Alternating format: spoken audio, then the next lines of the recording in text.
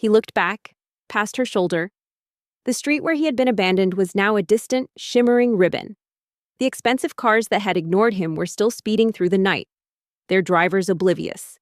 They had seen his expensive suit and turned away. Yuna had seen his humanity and stopped. In that moment, Ji-hoon's world shifted. He had believed in money and power. He had believed in grand gestures and high-stakes games. But his salvation had come in the form of a simple act of kindness from a woman on a three-wheeled scooter. He didn't know what this meant or what would happen next, but he knew one thing for certain: his life and his entire worldview had changed forever. His arrogance, however, remained his greatest weakness. He believed that Ji-hoon, even if he had miraculously survived, would have no choice but to return to his old world, to the places of power and privilege.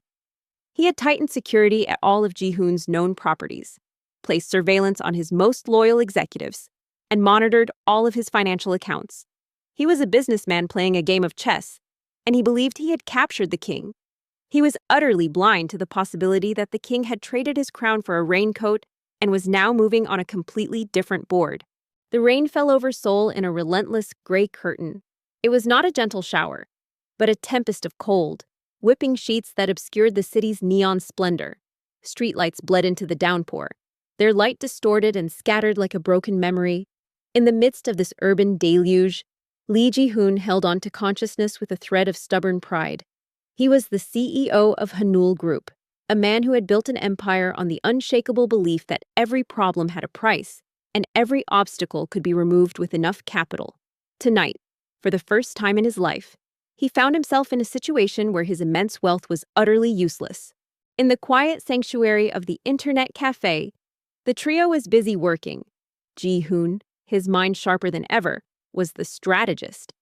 He had meticulously reviewed the contents of the USB drive, a digital mirror of Min-jun's ambition and greed. The drive contained not only the evidence of the hostile takeover, but also a web of deceit that went far deeper than Ji-hoon had ever imagined. It was a labyrinth of shell companies, offshore accounts, and fraudulent transactions that pointed to a dark, international network. The names and figures were staggering, a testament to Min-jun's audacity. Just an hour ago, he had been in his penthouse, a monument to his success floating above the city. Now, he was a broken man, clinging to the cold concrete of an alleyway wall, the very world he commanded turning its back on him. The ambush had been swift and brutal. A meeting that was supposed to secure the final stages of the company's most crucial acquisition had been a meticulously planned trap. His trusted second-in-command, Oh Min-jun, had orchestrated it all. The realization had hit Ji-hoon with the force of a physical blow, even before the actual attack. He wasn't just planning to take over the company, Ji-hoon said, his voice a low, grim whisper. He was planning to bleed it dry. He's been funneling money out of the company for years, preparing to sell off key assets and transfer everything to these shell companies. He's been working with a shadowy consortium, a group of people who operate outside the law. Chol-soo nodded, his eyes fixed on the screen, a new kind of intensity in his gaze. The files are incredibly detailed. They have coded messages, encrypted financial logs. It's all here. He thought he was untouchable. His personal security detail, the best money could buy, had been overwhelmed by a team of highly trained operatives. The fight had been a blur of shouted commands and flashing blades. Ji-hoon had fought back with a desperation he didn't know he possessed, but he was a strategist, not a street fighter. He had taken a deep cut to his abdomen and a series of punishing blows to his head before managing to slip away into the labyrinthine alleys of the city's old district. He had lost his phone, his comms, and the very ground beneath his feet. The wound burned with a white-hot agony that threatened to consume him. But his mind was on one thing, only survival. Yuna listened, her expression serious. She had always viewed the corporate world as a distant, abstract concept, a world of faceless men in suits. Now, she was looking at the raw, ugly reality of it. The greed, the betrayal, the callous disregard for human life. She had saved Ji-hoon not for his wealth, but for his humanity. And now, she was helping him fight for more than just his company. They were fighting for justice. He staggered out of the alley and onto a wide, rain-slicked boulevard. Luxury sedans and SUVs glided past, their engines a low hum against the roar of the rain. The streets, which were usually a testament to his power, now felt like a taunting, impassable river. He raised a shaking hand, the gesture a desperate plea for help. "Help me. Someone, please, help me." His voice was a thin whisper, drowned out by the drumming rain. The most shocking revelation was a series of communications between Min-jun and a figure referred to only as the architect. The messages, encrypted with a level of sophistication that even Chul-soo had to work tirelessly to break, revealed a sinister plan to use Hanul Group's global network for a series of illegal operations, including arms dealing and money laundering. Oh Min-jun was not just a traitor, he was a criminal on an international scale, a pawn in a much larger, more dangerous game. The drivers in their climate-controlled cabins did not slow down. They saw a man in a sopping wet designer suit, his face a mess of blood and rain, clutching his stomach.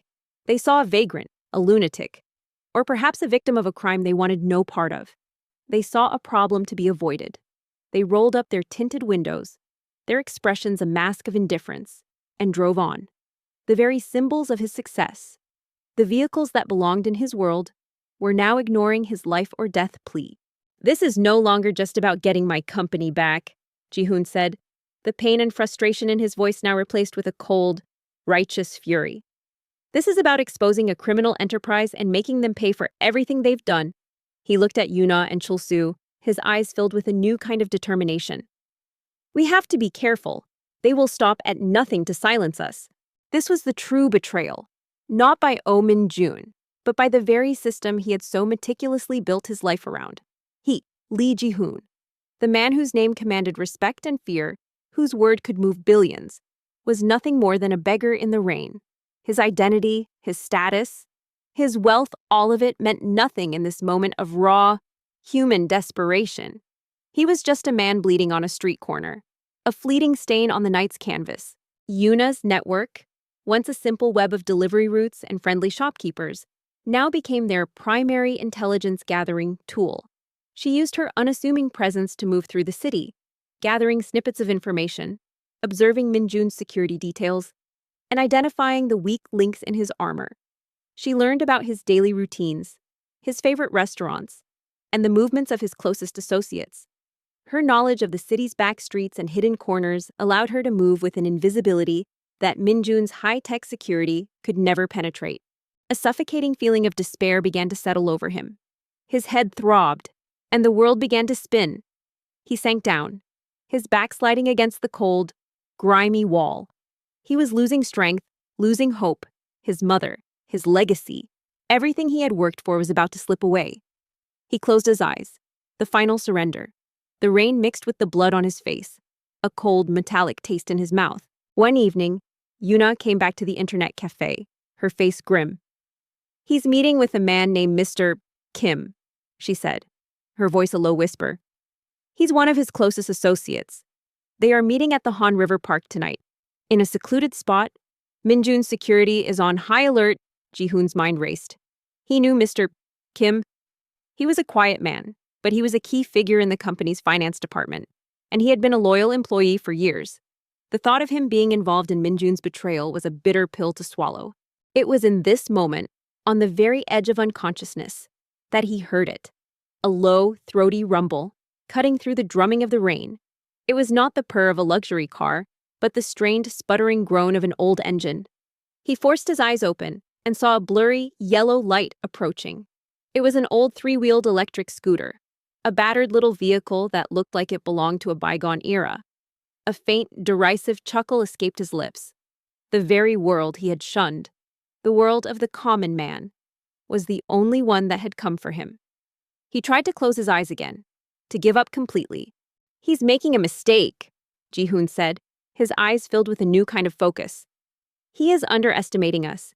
He believes he is in control, but he has no idea that we have been watching him, that we have been building our own army." He turned to Chul-soo. "We need to get to that meeting. We need to find out what they are planning. We need to get a recording of their conversation." Chul-soo nodded, a silent agreement passing between them. But the scooter stopped. Right beside him, a woman in a bright yellow raincoat and a helmet looked down at him. Her eyes, visible beneath the visor, were filled with caution, but also a strange sort of pity. Yuna's mind raced. Her delivery schedule had been a success. Her final mission of the night completed with her usual lightning speed. But she couldn't ignore the figure slumped against the wall. She saw the expensive suit, the terrified look in his eyes, and the blood. The three of them, a CEO in a worn tracksuit, a delivery girl in a simple raincoat, and a hacker in a dark hoodie, set out into the night. They were a ghost in the city, an unseen force moving through the shadows. Their unconventional alliance was no longer a matter of survival, but a mission for justice, a battle fought not with money and power, but with integrity and ingenuity. They were the underdogs, the forgotten, and the dismissed, and they were about to bring a giant to its knees. A wave of internal conflict washed over her. Her life was simple, orderly. She avoided trouble. Helping this man, a figure from a world she did not understand, could bring nothing but complications. He was not a regular person who had stumbled and needed a hand up. His clothes, his injuries, they spoke of a different kind of danger. She hesitated. The thought of minding her own business a powerful pull. The Han River Park, usually a tranquil haven in the heart of the city, was now a chessboard for a high-stakes game. The rain had subsided, leaving the air fresh and cool, but a tense, silent energy filled the night. Oh Min-jun, surrounded by his personal security detail, stood on a secluded path, his expensive coat a dark silhouette against the backdrop of the city lights. He was waiting, his impatience a palpable force. His meeting with Mr. Kim was crucial, a final confirmation of the plan to sell off Hanul Group's most valuable assets before the supposed mourning period for Ji-hoon's disappearance was over. But then, another voice, a voice she had carried with her since childhood, rose up inside her. It was the voice of her father, a man who had lost everything but his integrity. In times of trouble, you help others. That is the duty of a good person. Her father had taught her to see people not by their clothes or their wealth, but by the state of their heart. In this moment, she saw not a rich man in a suit, but a person in desperate need. What he didn't know was that he was not the only one there. A trio of ghosts had slipped into the park, moving through the shadows and the quiet, unseen by his professional security team. Yuna, in her unassuming delivery uniform, blended in with the occasional late-night joggers and dog walkers. She had mapped out their route, every twist and turn of the path, using her intimate knowledge of the city's hidden corners. She was the eyes, the scout, the one who navigated the terrain that Min-jun's men were blind to. Taking a deep breath, she pulled off her helmet. The rain immediately soaked her hair, but her gaze on him remained steady and clear. "Are you all right?"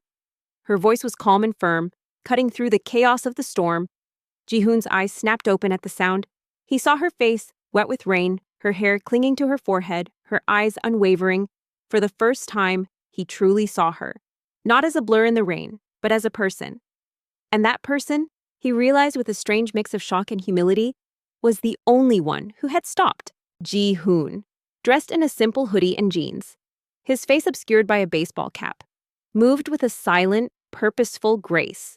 He was no longer the imposing CEO. He was a hunter, a man who had learned to be invisible. His every movement was precise, his senses heightened by the thrill of the hunt. He felt a strange sort of exhilaration, a rush of adrenaline that was far more potent than any financial deal he had ever closed. He was not fighting for money or power, but for justice, and that made every step a victory. He couldn't speak. He just stared at her, his expression a chaotic mix of surprise, confusion, and a flicker of hope. Yuna interpreted his silence as a yes. "I can help you. Can you stand?" She extended a hand to him. Her hand was small but strong, calloused from years of gripping handlebars and carrying heavy loads. It was the hand of a worker, not a wealthy socialite. Chul-soo was the ghost in the machine. From a parked van a block away, he had hacked into the park's security system, disabling cameras in their path and creating a series of digital decoys to distract Min-jun's men. He was their technological shield, their silent guardian. He monitored their every move, a digital map of the park glowing on his screen, his fingers flying across the keyboard with a speed that was almost magical. Ji-hoon stared at it. It was a simple gesture, yet it felt like a monumental event. He, the CEO of Hanul Group, the man who had shaken hands with presidents and titans of industry, was being offered help by a humble delivery girl. It was the antithesis of everything he knew, but his body was growing cold, and the pain was overwhelming. He had no choice. He slowly raised his hand and took hers. The warmth of her touch, the genuine human connection, spread through his chilled body. They watched from a distance as Mr. Kim, a man Ji-hoon had trusted for years, walked up to Min-jun. Ji-hoon felt a pang of betrayal, a cold, bitter feeling that twisted in his stomach. The conversation began in low tones, but Chul-soo's powerful audio equipment, disguised as a security sensor, picked up every word. The conversation was a torrent of lies, greed, and ruthless ambition. Min-jun laughed as he outlined his plan to sell off Hanul Group's most valuable assets for a fraction of their worth, funneling the money into his offshore accounts. Yuna helped him up. A surprising strength in her small frame, she guided him to the back of her scooter. He sat down, his body a dead weight against the surprisingly comfortable seat. She mounted the scooter and drove slowly, carefully, avoiding every pothole. Ji-hoon, his head resting against her back, felt the gentle rhythm of the old engine. The smell of her raincoat, a clean plastic scent mixed with the earthy smell of rain, filled his nostrils. He felt an odd sense of peace. He had been so lost, so alone, but now he was being carried forward by this unassuming woman on her humble machine. Ji-hoon was a fool, Min-jun sneered, his voice dripping with condescension. He was so obsessed with building a legacy, with doing the right thing. He thought he could change the world with a few charity foundations. I'm a realist. The only thing that matters is power, and I have it now. His words were a stab to Ji-hoon's heart. He had trusted this man, given him a seat at his table, and this was his reward. The sputtering engine of the three-wheeled scooter was a lullaby, a stark contrast to the thundering silence of the limousine that had left him for dead. Ji-hoon's head rested against Yuna's back, the steady thrum of the machine and the rhythmic drumming of rain on her helmet providing a strange sense of security. He had no idea where she was taking him, and for a man who had always been in complete control, this lack of knowledge should have been a source of panic. But strangely, it was a comfort. He felt detached from the world he knew, a world of betrayal and brutal ambition, and was being carried into a new, unknown reality. Yun-ah, her face set in a grim expression, looked at Ji-hoon. She saw the pain in his eyes, but also the cold, hard resolve. She knew that this was more than just a business deal. This was a war for his soul, a war to prove that his values were not a weakness, but a strength. "We have to get a recording of this," she whispered, her voice a fierce, determined hum. "We need to expose him." The scooter finally slowed, its tires crunching on a narrow gravel path. They stopped in front of a small, two-story house, its walls a faded gray, the single window on the first floor glowing with a warm, inviting light. It was nestled in a small, quiet neighborhood, a stark contrast to the gleaming high-rises and exclusive residential towers Ji-hoon was accustomed to. He looked around, his mind slowly clearing. The smell of rain-soaked earth and blooming jasmine filled the air. This was a world he had only seen in movies, a world of simplicity and modest living. Chul-soo, from his van, was already at work. He was recording every word, every sound, every detail. He was building a digital fortress around the evidence, making sure that it could not be tampered with or erased. The evidence was their weapon, and they were about to use it. The conversation ended with a handshake, a silent, sickening confirmation of the betrayal. As Min-jun and his men began to walk away, Ji-hoon emerged from the shadows. Yuna helped him off the scooter, her touch gentle but firm. "My home is not as grand as yours might be," she said, her voice soft but clear. "But it is safe. We can tend to your wounds here." Ji-hoon just nodded, too weak to speak. The pain in his abdomen was a constant, searing fire, and his head felt like it was splitting in two. He leaned on her, and she, with a surprising amount of strength, guided him inside. "Oh, Min-jun," Ji-hoon said, his voice a low, commanding growl that cut through the night air. Min-jun froze. He turned around, his eyes wide with shock and disbelief. He saw Ji-hoon, standing in the middle of the path, a ghost from his past. He saw not a defeated man, but a powerful, commanding figure, a man who had returned from the dead. "It seems your plans have been interrupted." The interior of her house was as humble as its exterior. The air was filled with the scent of old wood, a hint of fried garlic from a recent meal, and the clean, earthy smell of the rain she had brought in with her. The furniture was simple and functional. worn but well cared for. On a small table, a single potted plant with vibrant green leaves sat beside a small stack of books. It was a world of practicality, not luxury. It was a world entirely foreign to him. Minjun's face twisted into a mask of pure, unadulterated fury. "You," he screamed. "You're supposed to be dead." His security detail, surprised and confused, raised their weapons. Ji-hoon did not flinch. "You underestimated me, Minjun. You thought my world was all that mattered. But you were wrong. There are forces at work that you cannot see, a world that you cannot control." Yuna helped him to a small, comfortable sofa. She disappeared for a moment and returned with a first aid kit, a bottle of water, and a warm, fluffy towel. She didn't ask questions about his injuries, or about the circumstances that had led him to her doorstep. She simply got to work, her hands moving with a practiced, calm efficiency. She carefully cut away the ruined fabric of his shirt, her touch light and respectful. She cleaned the deep gash on his abdomen with antiseptic, her brow furrowed in concentration. Ji-hoon winced, but he didn't complain. He just watched her, his mind a jumble of thoughts. Yuna and Chul-soo emerged from the shadows, their presence a silent, powerful testament to his words. Minjun's eyes widened as he saw them. A delivery girl and a hacker. It was the ultimate humiliation. He had been outplayed by a group of people he would have never even considered. His arrogance had blinded him, and now he was paying the price. He saw the tiny scars on her hands, the result of years of hard work. He saw the genuine concern in her eyes. It was a concern that was not motivated by money or status, but by pure human compassion. He had been a man who had valued people by their net worth, by their ability to contribute to his bottom line. And here was a woman, with nothing to offer but her kindness, proving to be the most valuable person he had ever met. "I have everything," Ji-hoon said, his voice calm and confident. "I have all the evidence of your betrayal, your corruption, and your ties to a criminal syndicate. I am going to expose you. I'm going to make you pay for everything you have done."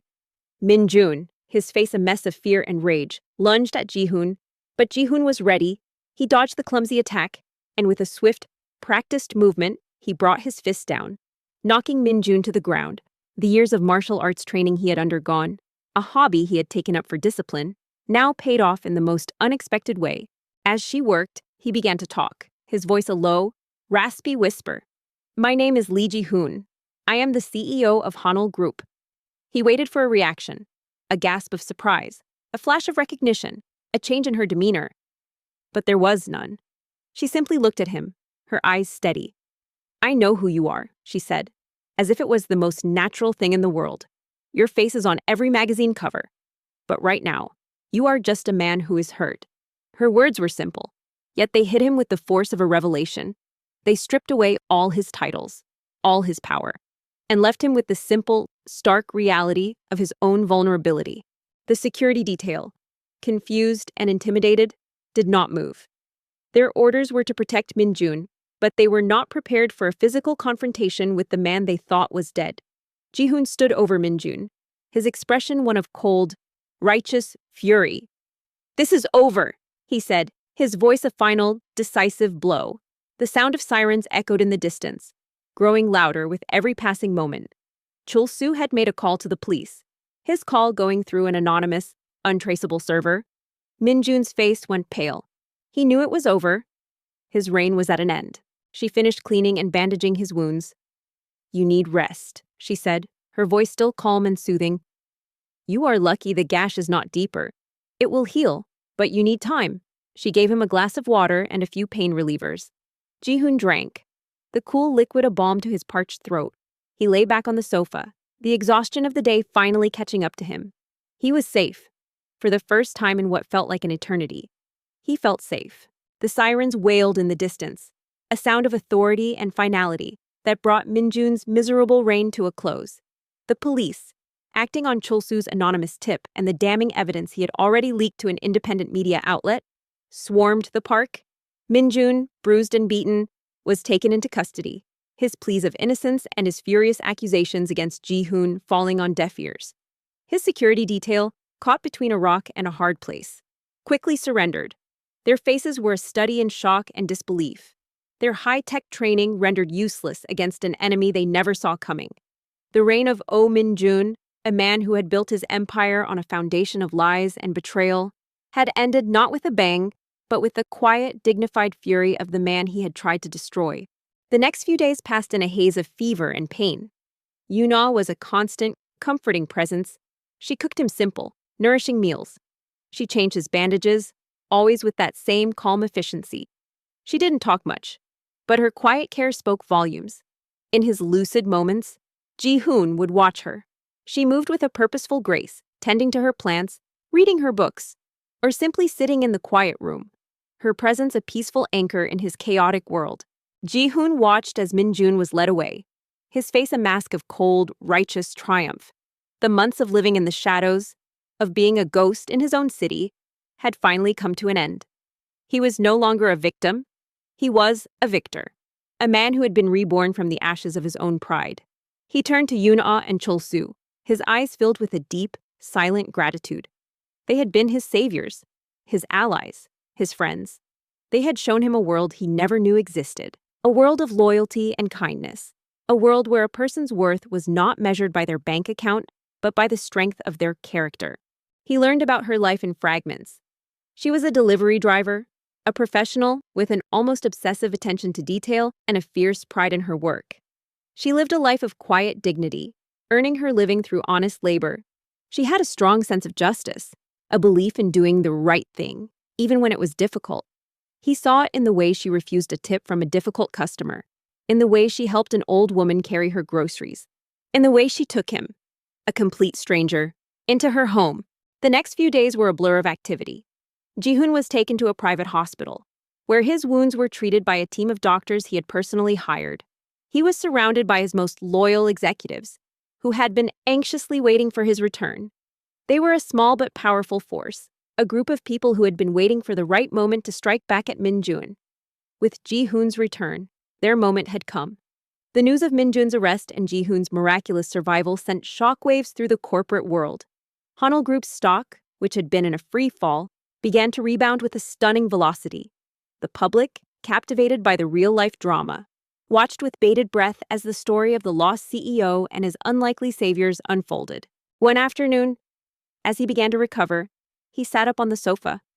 "Why did you help me?" he asked, the question a burning coal in his mind. "You could have driven on, just like everyone else." Yuna was quiet for a moment. She looked at him, her eyes clear and honest. "My father always told me to see the heart of a person, not their clothes," she said. "He was a good man, but he was betrayed by a man he trusted.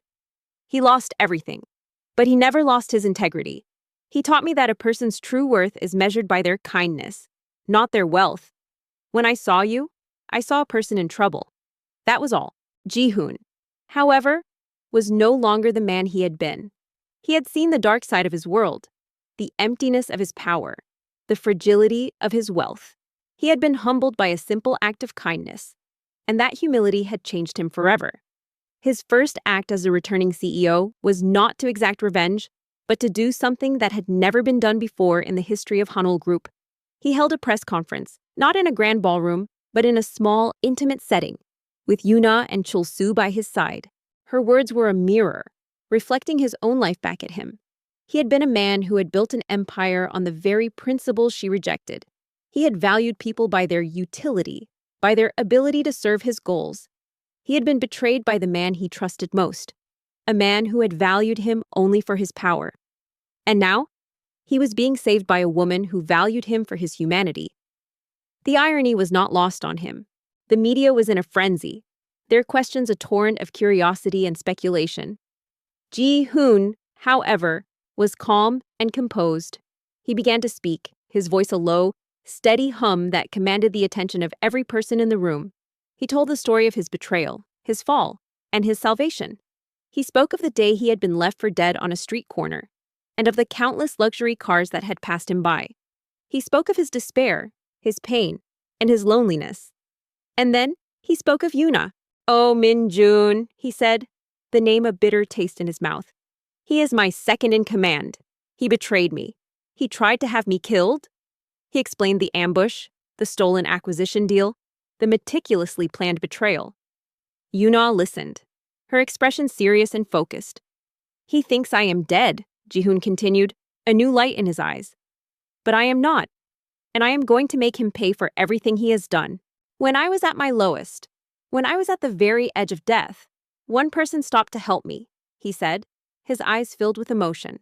She was not a CEO or a socialite. She was a delivery girl on a three-wheeled scooter. She saw not my suit, not my title, but my humanity.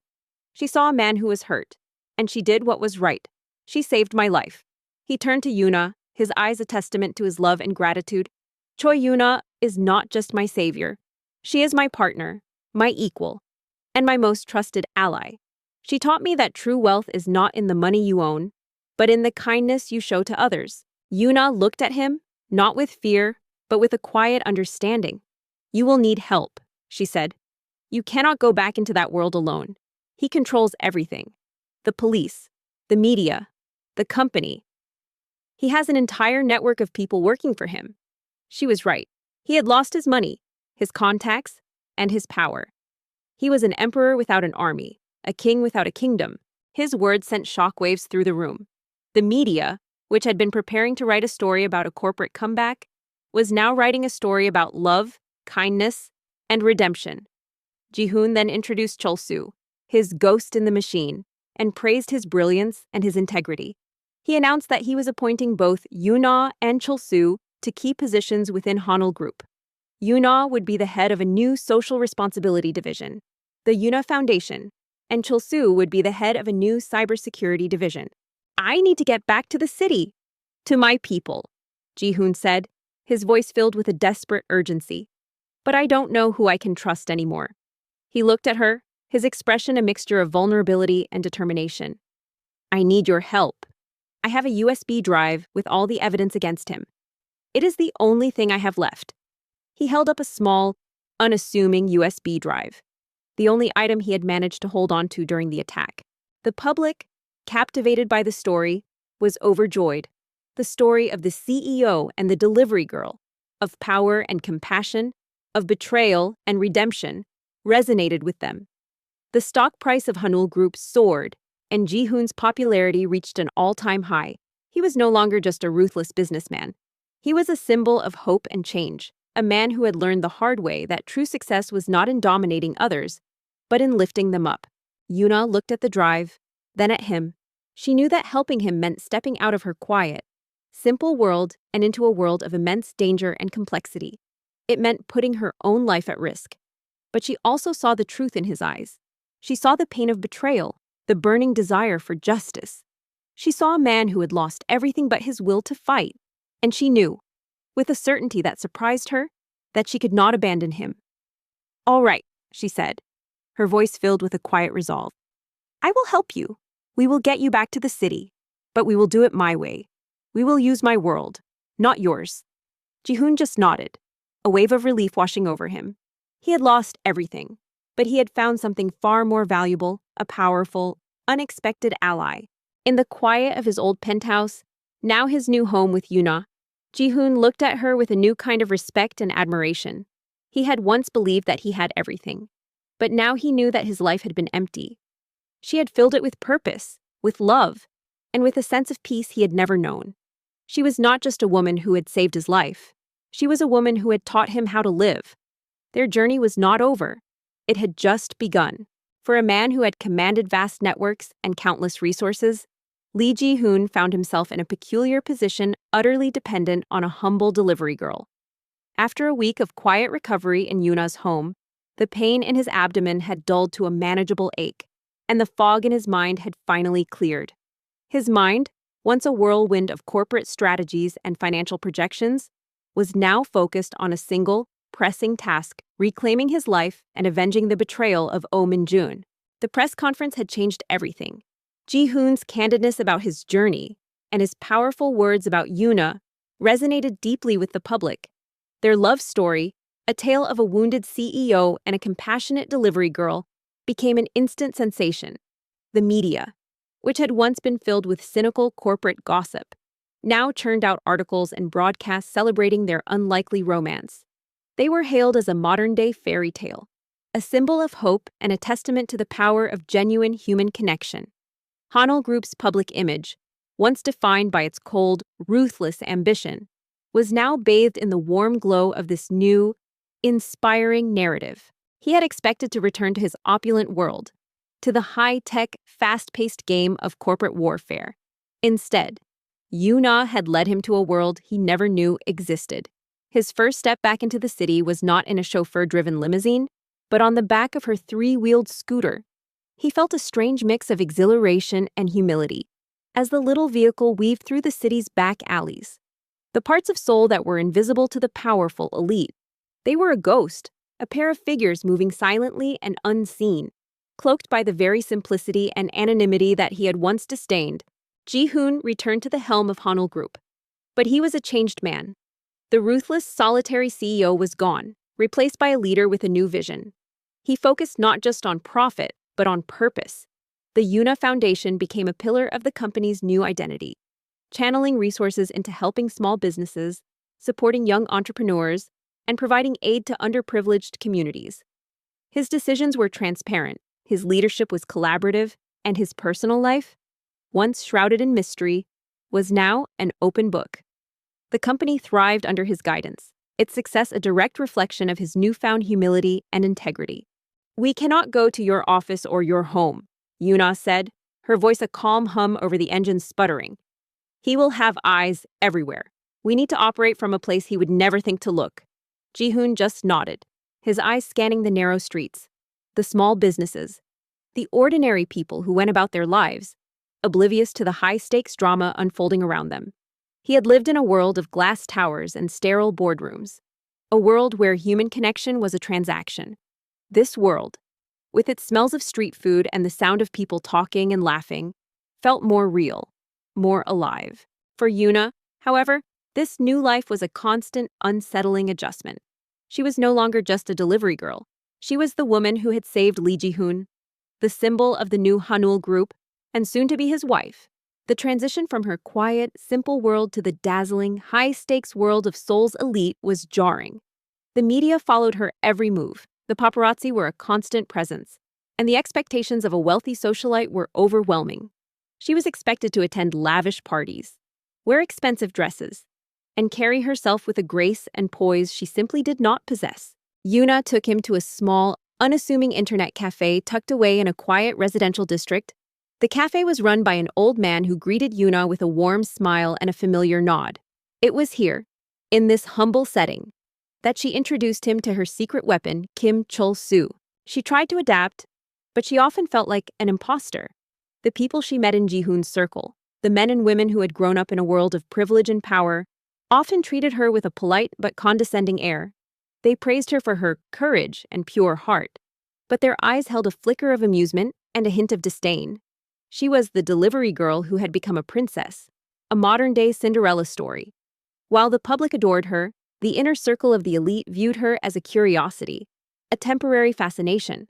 Some of Min Jun's former associates, now ostracized, whispered malicious rumors about her motives, claiming she'd been a calculating gold digger from the start. Chol-soo was a man in his late 20s, with thick glasses and an introverted demeanor.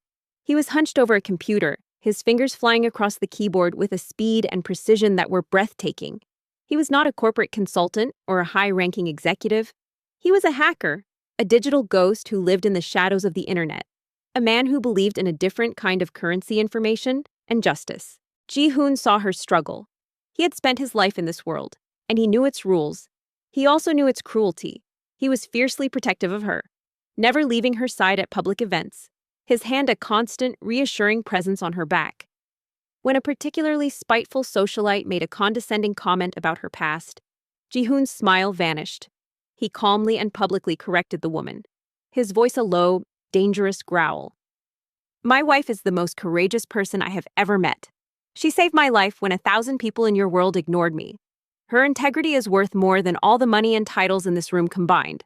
His words were a powerful shield, and the woman, embarrassed and shamed, quickly retreated. Yuna tapped him on the shoulder. Chol-soo looked up, his eyes a jumble of curiosity and skepticism. "Chol-soo, this is Ji-hoon. He needs our help." She said it simply, without further explanation. Chul-Soo's gaze swept over Ji-hoon, taking in his rumpled designer suit and the bandage peeking out from beneath his shirt. A faint, knowing smile touched his lips.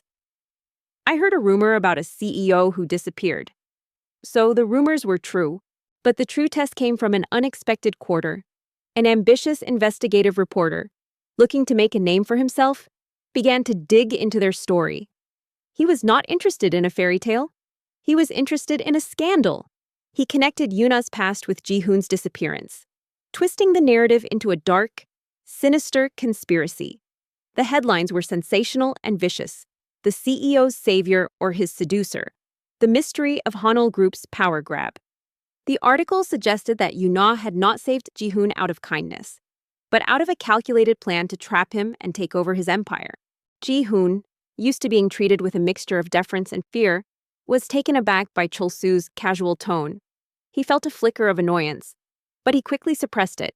He knew he was in Chul-Soo's world now, and he had to abide by its rules. Yuna sensed his discomfort and stepped in. Chul-Soo, he has something that will be of interest to you. Evidence of a massive corporate betrayal and a conspiracy. The false story spread like wildfire. The public, which had so recently embraced their romance, was now filled with doubt and confusion. Yuna, who had faced so much for her bravery, was now at the center of a storm of criticism and malicious gossip. She was devastated. She had been so open, so honest, and now her purest act of kindness was being turned against her. She felt the weight of the world on her shoulders, the pressure of her new life becoming unbearable. Her hands, which had once been so strong and steady on the handlebars of her scooter, now trembled with fear and anxiety. Ji-hoon handed over the USB drive. Chul-Soo took it, and without a word, plugged it into his computer. His fingers began to dance across the keyboard again. A flurry of rapid, almost inhuman movements. Ji-hoon watched the screen, a blur of code and data, a language he did not understand.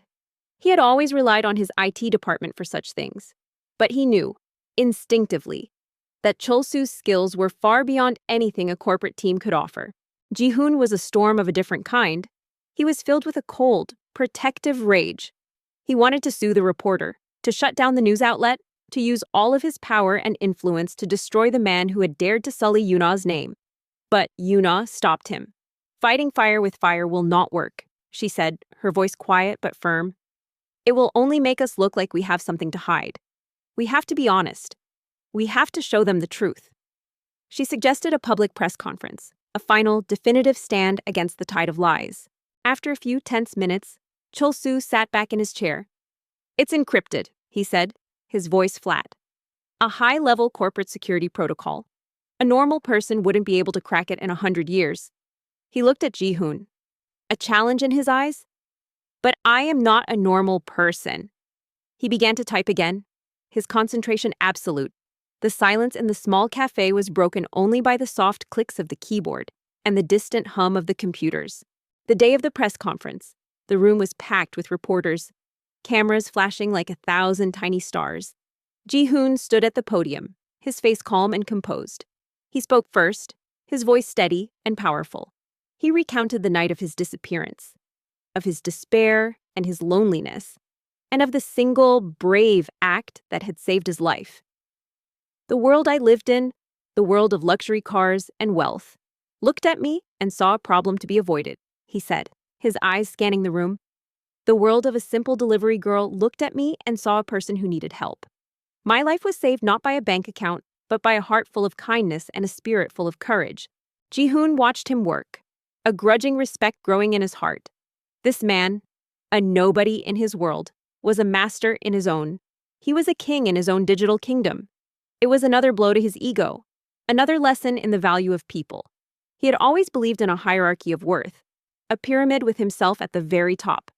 Now he was learning, in the most painful way possible, that the world was not a pyramid at all, but a complex web of interconnected individuals, each with their own unique and indispensable skills.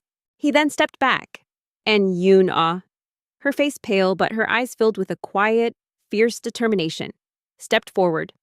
She took the microphone, her hands shaking slightly. I saw a man in trouble, she said, her voice a little shaky at first, but growing stronger with every word.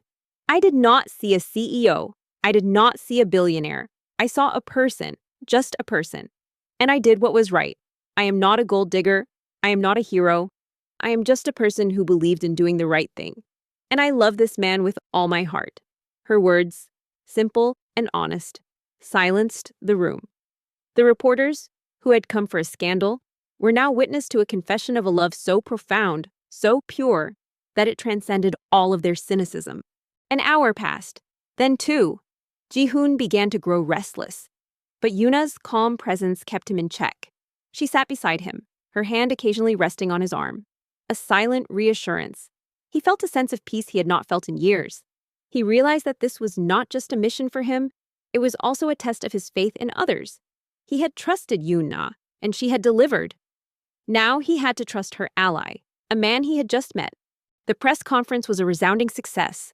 The public, moved by their honesty and their love, turned on the reporter, and his false narrative quickly unraveled. Their love story, which had been so viciously attacked, was now stronger than ever. They had faced a new kind of enemy, one that operated not with violence or greed, but with lies and gossip.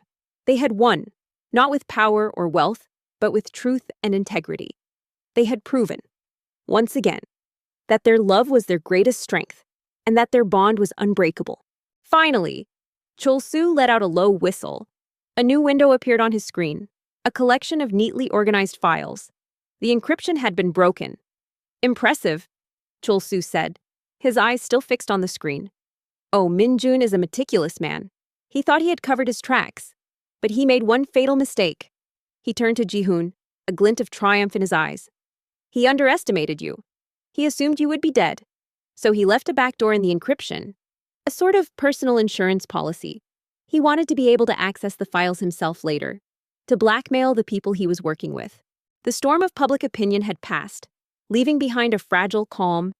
The honesty of Ji-hoon and Yuna at the press conference had won over the public, silencing the malicious rumors and shaming the unscrupulous reporter.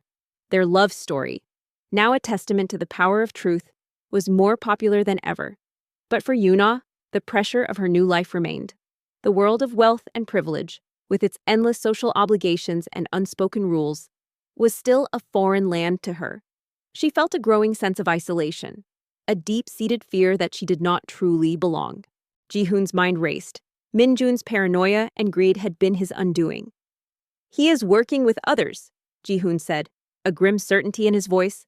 "This is not just about a hostile takeover. This is a far bigger game." Chol-soo nodded, his fingers moving again, delving deeper into the files.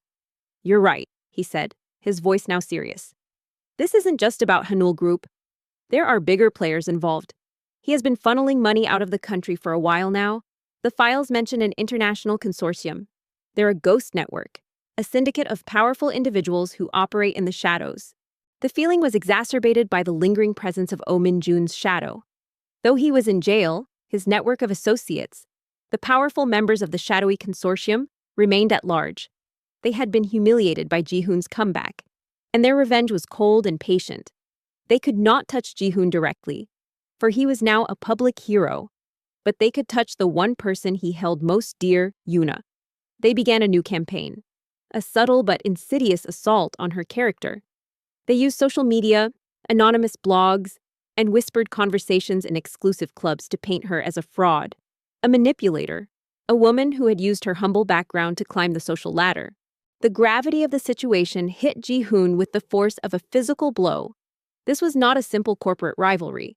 This was a battle against a powerful and dangerous enemy, one that operated outside the law and beyond the reach of conventional power. He had been so focused on getting back to his old life, on reclaiming his throne, that he had failed to see the true nature of the enemy. Min-jun was just a pawn, a small player in a much larger, more dangerous game. The whispers, though subtle, were everywhere.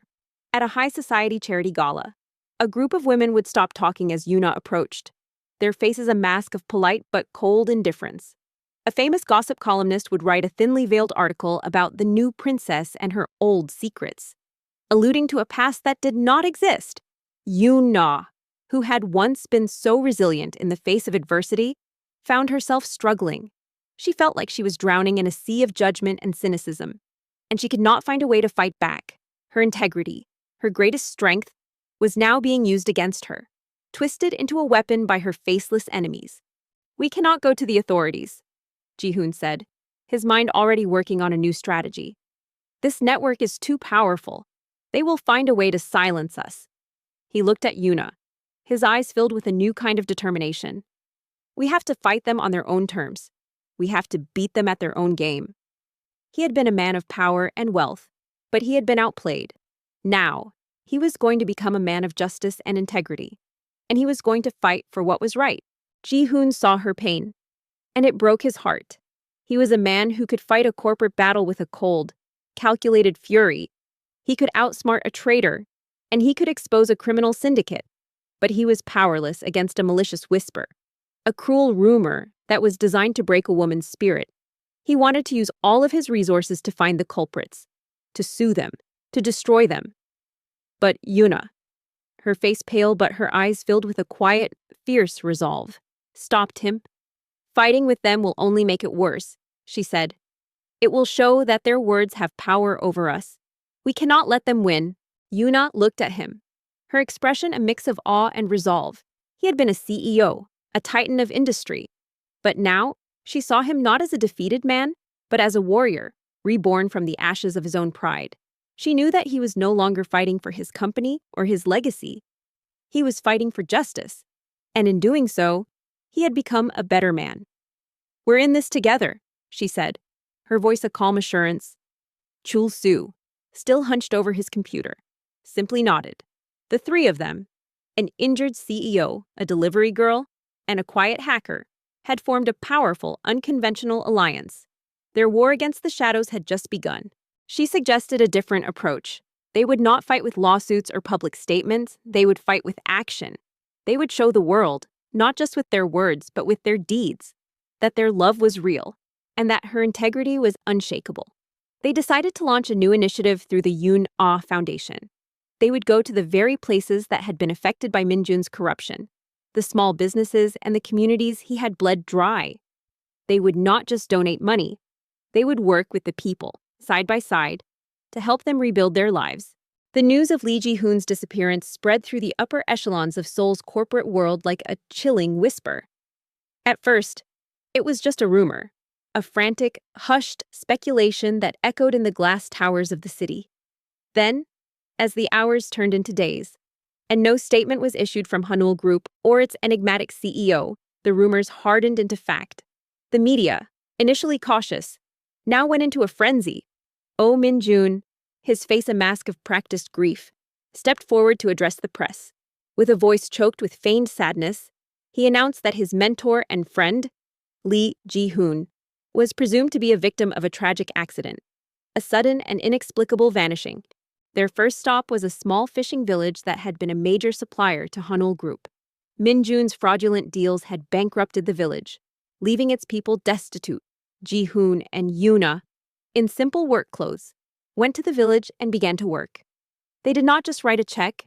They helped the fishermen repair their boats, they helped the shopkeepers restock their stores, and they helped the children go back to school.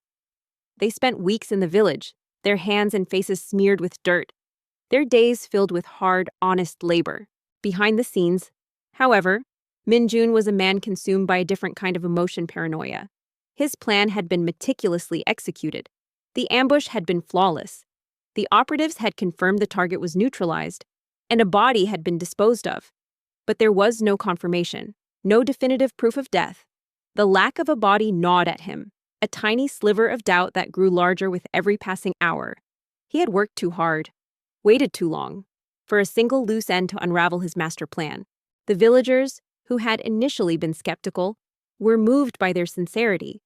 They saw not a billionaire and his socialite wife, but a man and a woman who were genuinely committed to helping them. They saw the deep love and respect that Ji-hoon and Yuna had for each other, a love that was not about status or wealth, but about mutual respect and shared values. The people of the village, who had been victims of greed, now saw a new kind of power, a power that was born not of money, but of compassion. He sat in Ji-hoon's former office, the very air in the room still thick with the absent CEO's presence. The view of the city, once a symbol of his coming triumph, now felt like a taunt. "Find him!" he snarled at his chief of security, a hulking man named Kim Hyun-woo, whose eyes betrayed a nervousness he tried to conceal. "Don't just look in his usual haunts. I want you to search everywhere, every alley, every ditch, every inch of this city. Leave no stone unturned." His arrogance, however, clouded his judgment. He was still a man of the elite world.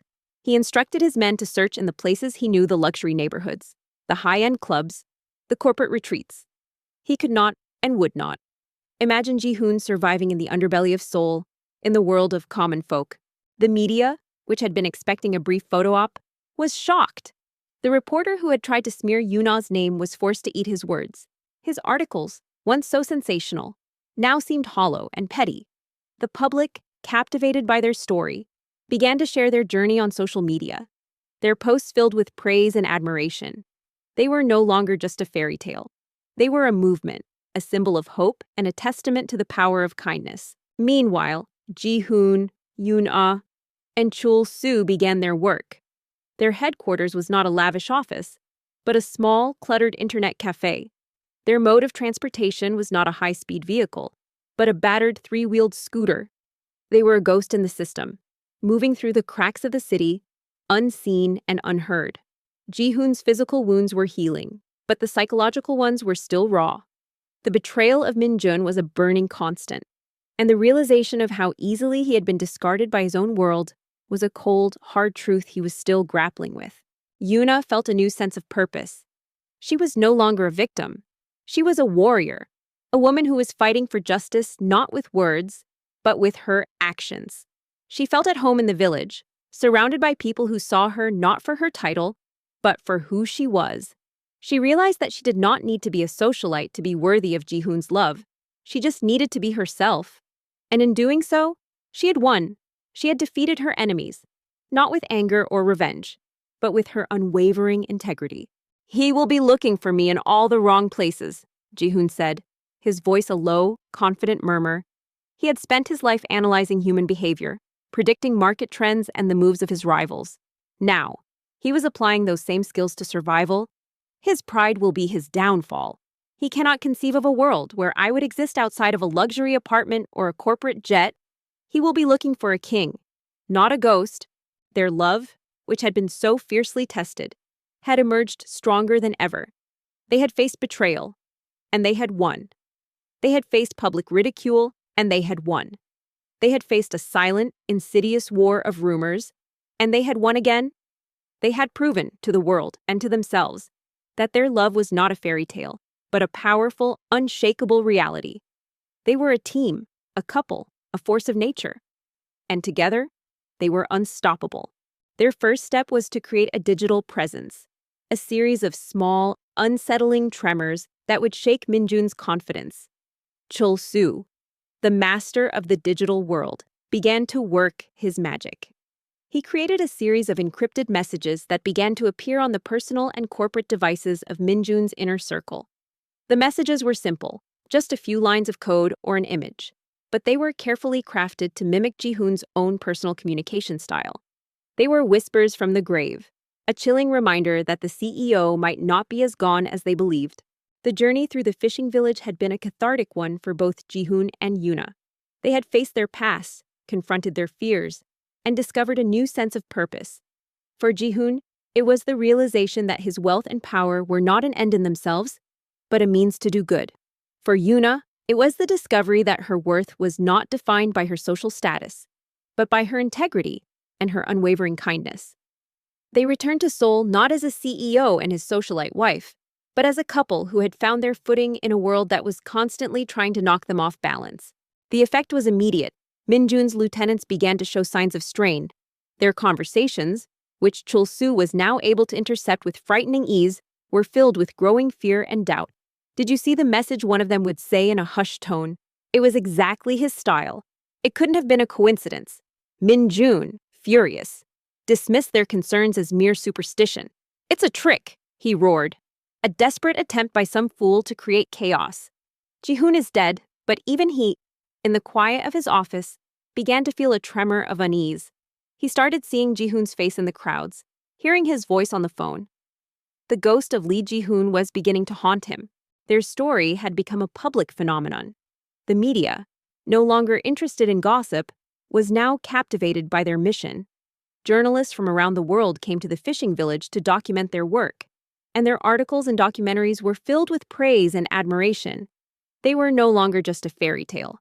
They were a living, breathing testament to the power of love, kindness, and integrity.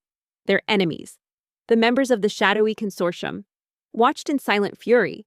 They had tried to destroy them with lies and whispers, but their actions had only served to make them stronger. They were a force of nature, a symbol of hope and change, and they were unstoppable. Yuna's role was crucial. She was their eyes and ears on the ground. She knew the city better than anyone, every shortcut, every hidden alley. Her unassuming presence allowed her to go where Ji-hoon and Chul-soo could not. She used her delivery routes as cover, gathering information, observing Min-jun's security details, and reporting back on their movements. She was a master of a different kind of strategy, one born of necessity and survival. She was a master of the invisible. The final confrontation came not in a courtroom or a boardroom, but at a special gala organized by Hanul Group to celebrate the launch of a new social responsibility initiative. The event was attended by the most powerful people in the country, the very people who had once whispered malicious rumors about Yuna. Ji-hoon stood at the podium, his face calm and confident. He spoke of his journey, of the lessons he had learned, and of his new vision for Hanul Group. He announced a new era for the company, an era of transparency, integrity, and social responsibility. He then turned to Yuna, his eyes filled with love and pride. One evening, she came back to the internet cafe, her face grim. "He's getting desperate," she said, her voice low. "He's putting out feelers, offering a massive reward for information about your whereabouts. And he's focusing his search on the neighborhoods where you used to frequent. He's looking for a high-value target, not a man living in the shadows." Yuna, in a simple but elegant dress, stepped up to the podium. Her face was calm, her eyes were steady, and her voice, once so shaky and uncertain, was now filled with a quiet power.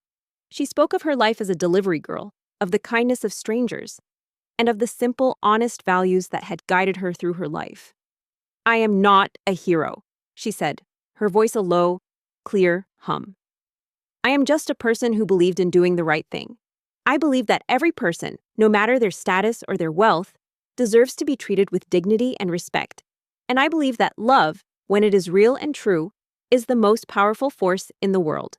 Ji-hoon's expression hardened. He's making a mistake. He's still thinking like a businessman, not a hunter. Ji-hoon was no longer a CEO in a suit. He was a man who had lost everything. A man who had learned the hard way that true power was not in the assets you owned, but in the people you could trust. He looked at Yuna, her face still smudged with rain and the grime of the city. Her kindness had saved him, and her world was now his sanctuary. She was not just a means to an end, she was a partner, an equal. Her words were a final, decisive blow to her enemies. They had tried to paint her as a fraud, a gold digger, a social climber, but she had shown them, with her actions and her words, that she was none of those things. She was a woman of unwavering integrity, a woman who had saved a man's life and, in the process, had taught him how to live. Her enemies, who had spent their lives building empires on a foundation of greed and betrayal, now watched as her love and her kindness brought them to their knees. He turned to Chul-soo. "It's time for the next phase. We need to hit him where it hurts. The USB drive has all the information. We need to use it. We need to create a leak, not a trickle, but a flood. We need to show the world that his power is a lie." Chul-soo nodded, a gleam in his eye. This was the kind of work he lived for. Exposing the corrupt, bringing down the powerful. The gala was a resounding success. The public, which had so recently been filled with doubt, was now filled with admiration.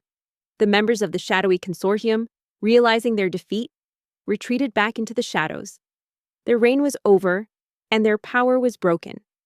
They had been outplayed, not by a man of money and power, but by a woman of integrity and heart. The reign of Lee Ji-hoon and Yun-ah, a reign built not on a foundation of greed, but on a foundation of love and kindness, had just begun. The trio, a broken CEO, a resourceful delivery girl, and a brilliant hacker, began to work on their masterstroke. Ji-hoon, with his knowledge of corporate secrets, pinpointed the most damaging information: a series of offshore accounts, shell companies, and fraudulent transactions that would expose Min-jun's every lie. Chul-soo, with his digital wizardry, prepared to create a series of anonymous data drops, timed to hit the most influential news outlets and regulatory bodies at once. And Yoon-ah, the ghost of the city, would be their delivery person, ensuring the information reached its destination without a trace. Their unconventional alliance was no longer a matter of survival, but a mission for justice, a battle fought not with money and power, but with integrity and ingenuity. 2 years later, Hanul Group was a different company. It was not just a corporate giant, but a symbol of hope and change. The Yuna Foundation had become a global phenomenon, helping to rebuild communities and empower people all over the world. Lee Ji-hoon was no longer the ruthless CEO. He was a leader, a visionary, a man who was using his power to change the world for the better. And by his side, always, was Yuna, his partner, his equal, his wife. Their love had been tested, their bond had been strengthened, and their story, a testament to the power of kindness and integrity, had become a legend. Oh Min-jun was a man on edge. The ghost of Lee Ji-hoon was beginning to haunt his every waking moment. The whispers from the C-suite, the uneasy glances of his lieutenants, and the unsettling digital tremors from Chul-soo's handiwork were gnawing at his composure. He had taken great risks to get to where he was, and now, a single loose thread, the absence of a corpse, was threatening to unravel his meticulously woven tapestry of lies. He had spent his entire life in Ji-hoon's shadow, a man of lesser ambition and colder character, always a step behind. Now that he had finally seized the reins of power, he was not about to lose them to a phantom.